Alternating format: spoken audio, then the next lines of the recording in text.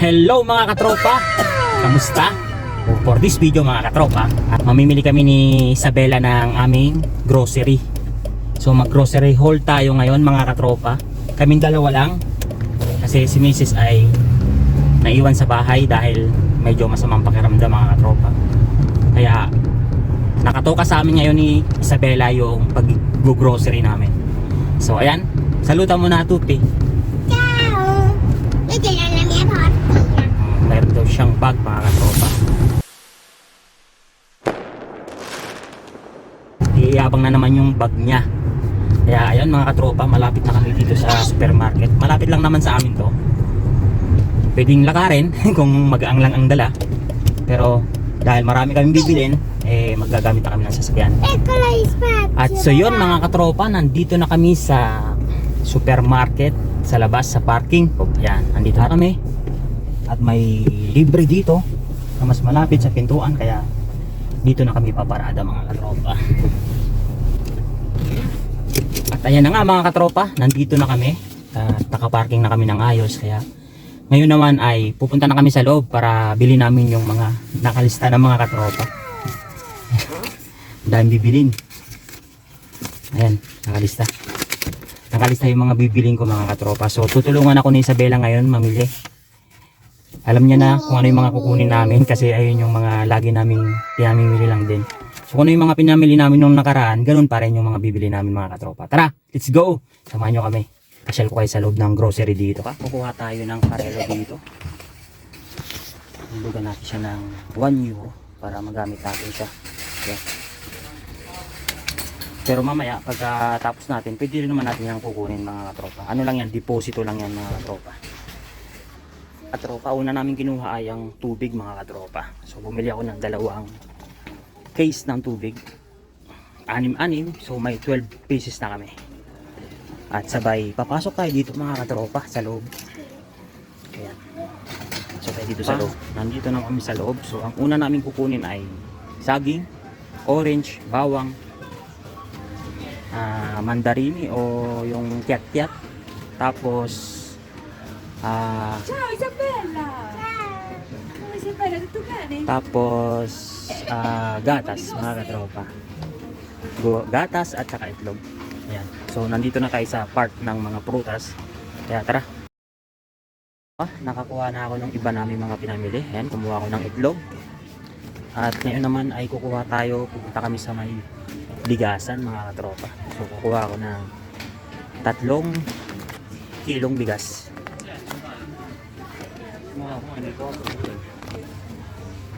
So ayan, nandito yung bigasan portion 33 uno per uno, prendi uno per uno. So yun mga katropa, ang kilo ng bigas dito ay 239 mga katropa, 39. At kukuha tayo ng bigas na ganito mga katropa. Ginagawa tong risotto. Kung halimbawa mamadalian mga katropa, so ito gagawin tong risotto. Ayan, mabilisan. Masarap to mga katropa.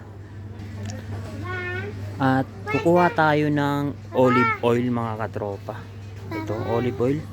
1 litro mga katropa ay nagkakalaga ng 9 euro and 50 cents o 9.50. Si, brava. Ganun kamahal ng olive oil mga katropa. So harap tayo ng pinakamura para makatipid tayo. Pinakamura mga katropa ay 8 euro 99, 9 euro din. So no choice tayo kundi yun na lang ang kunin natin. So yun, pupunta tayo dun ng prosciutto mga katropa. Si Isabela alam niya na, kukuha ng numero para hindi napipila aspeta. At kukuha tayo dito muna ng mga tinapay na pambaon mga katropa, dahil si tropa nyo ay merong extra, may part time ako, so nagbabaon ako sa part time ko mga katropa. Yung mga ano lang, tinapay lang. So dito may mga tinapay dito. Ayan, kukuha tayo dito. So ayan, kumuha na siya ng numero. At hintayin namin natawagan yung numero namin. At yan, mga kakilala niya yan. Kilala na siya dito. Kaya naka-order na kami. So yun yung ginagawa namin palaman sa tinapay at yung mga pinapartner namin sa ensalada. Nandito na tayo sa parte ng mga karne. So mamimili tayo dito ng mga karne. Ayan, lahat yan. Lahat yan. Hindi lahat yan ang bibili natin. Pipili lang tayo ng gusto natin na karne. So ayan, ano kaya bibili natin dito? Nandito naman tayo ngayon sa parte ng mga manok. At kukuha ko na video ng manok na hiwa-hiwa na mga katropa. So nandito.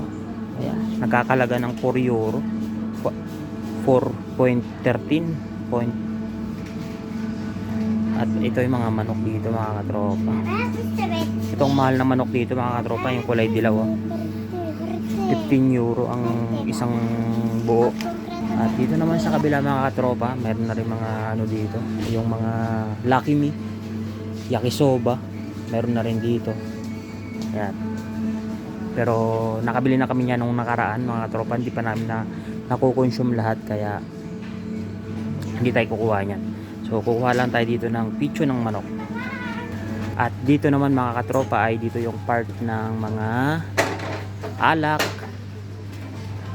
ng mga beer, ng mga vino at ng mga soft drinks.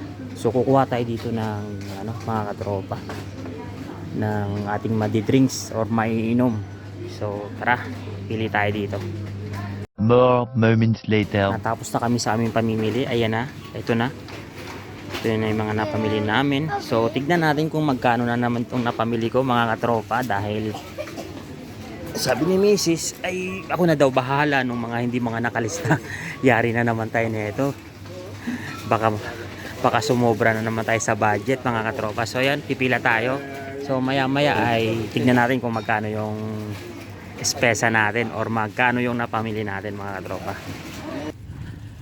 At so yun mga katropa, natapos na tayo sa ating pamimili. At ayan na, maglalagay na tayo sa loob na sasakyan ng mga pinamili natin. So yun mga katropa, Apre, yung napamili natin mga katropa ay nagkakahalaga ng 92 euro. Muntik na ako mag-abono mga katropa dahil yung binigay sa akin ni Mrs. ay 100 euro lamang para sa aming pamimili or sa aming pag-iespesa. So yan, tara, karga na natin to. Tropa, balik na natin to dito. At syempre, kukunin natin yung ating dinipositong 1 euro. Okay, tara, let's go. At ayan na nga mga katropa, natapos na kami sa aming pamimili. Kaya maraming salamat at God bless sa ating lahat. Bye-bye. Saluta!